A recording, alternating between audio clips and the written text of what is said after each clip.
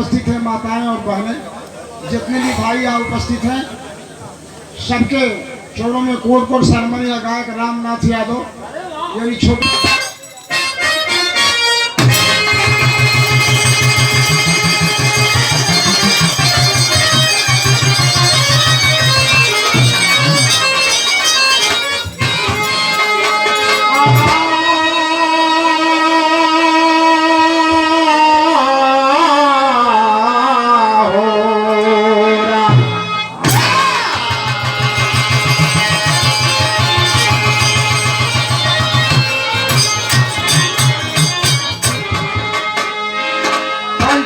शरीर क्षितिजन पावक गगन समीरा का पांचों तत्वों का मिट्टी में मिल गई। जिस दिन समाधि हो रही थी, सामने अपना खड़ा होकर के समाधि में मैं शामिल था। तो कहना है, जागना हो जाग लो अफलाक के साया तले, में सोना पड़ेगा खाक के साया तले। खाक का पुतला बनाए, खाक की तस्वीर है, खाक में मिल जाएगी खाक दामन है।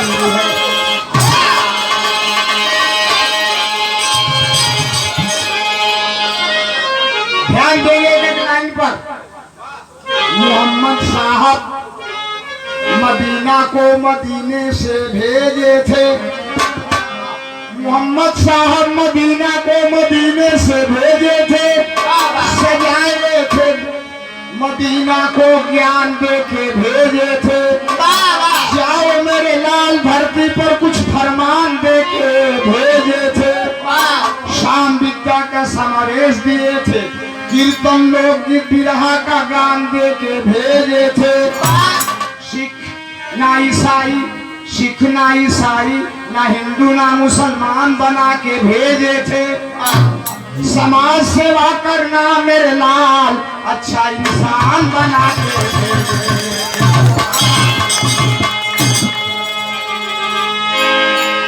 समाज सेवा करना मेरे लाल मोहम्मद साहब अच्छा इंसान बना के भेजे थे। लोग कई लोग यमन का नया बनी जा, नया 9 घंटा पुराना 2500 घंटा ला सुनाइए जुम्बा जो रात भर में ना गई वो तर्फ फरमान। भगवान श्री कृष्ण चूड़िहारा बनकर गए हम, सबसे प्रेम करे वैसे मदीना भी सबसे प्रेम करे, जैसे मोहम्मद साहब करे वैसे कि चूड़िहारा चूड़िहारा चूड़िहारा चूड़िहारा एक दिन हमारा गाँव में आई चूड़िहारा।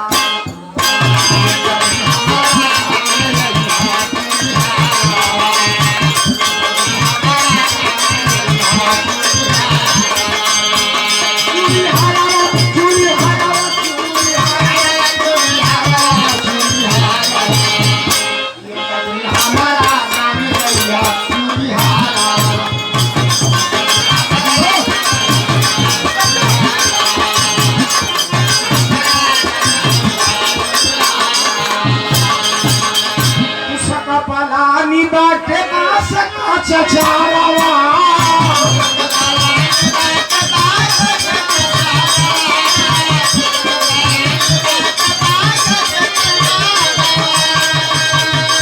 असली निशानी बाटे, असली निशानी बाटे,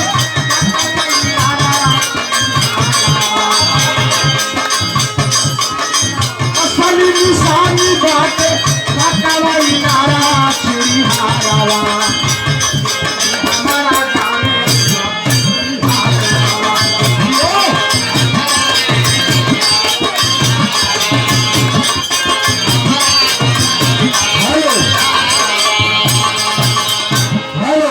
भैया मदीना भाई को लोग प्यार और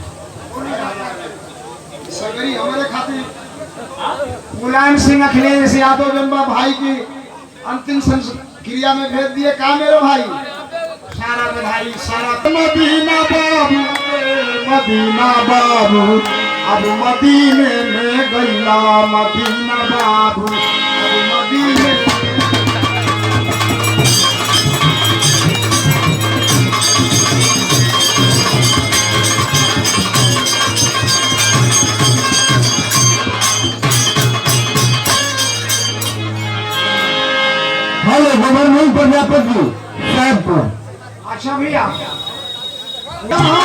बजौला यूपी बिहार बंगाल में पूरा देश में सुनौला चमचम चमकल जैसे मुट्ठी में मदीना ए मदीना ए मदीना ए मदीना अब मदीने में गौला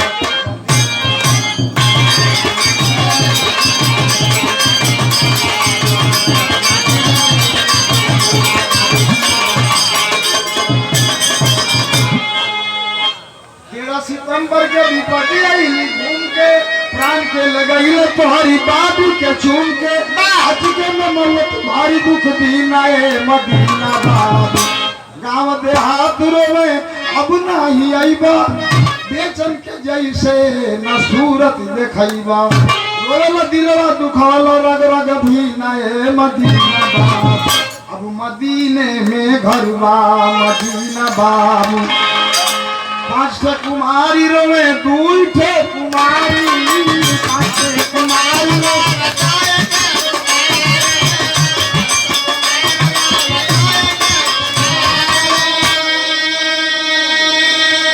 बंधु बांधव रोवे नारी बैठ के दुआरी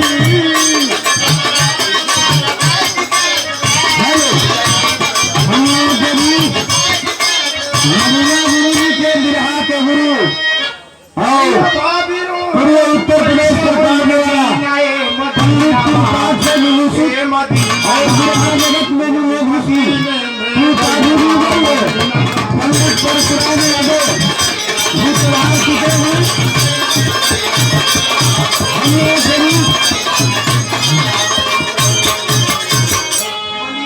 डांस होगा के प्यार रहल भाई प्यार हो गईला तू विसार हो रामनाथ का अभी जिंदगी हसीना ए मदीना बाबू ए मदीना बाबू अब मदीने में गईला मदीना बाबू मदीना बाबू अब मदीने में